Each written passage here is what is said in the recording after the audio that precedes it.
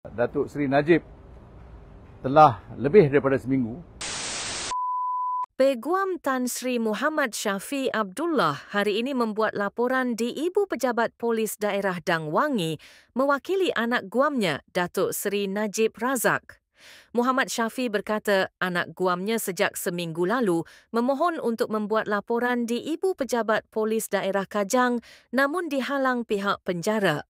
Saya diarah berbuat demikian kerana Datuk Seri Najib telah lebih daripada seminggu berulang kali meminta kebenaran supaya beliau membuat satu laporan polis sama ada di dalam penjara ataupun dengan bantuan penjara supaya beliau dapat dikeluarkan sekejap untuk membuat report tersebut di IPD Kajang.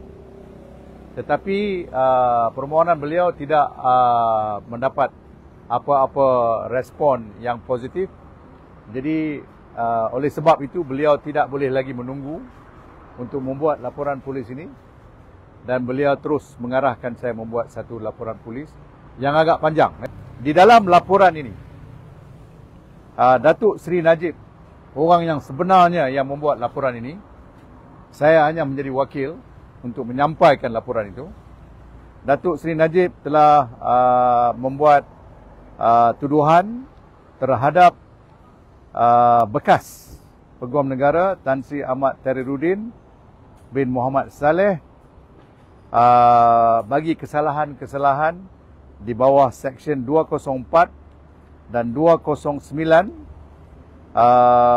Kanun Keseksaan Penal Code. Now, kesalahan-kesalahan yang dikatakan berlaku dalam report ini ada bersangkut dengan perintah addendum yang berkali-kali beliau telah meminta untuk dilaksanakan tapi telah diabaikan oleh pihak-pihak yang tertentu.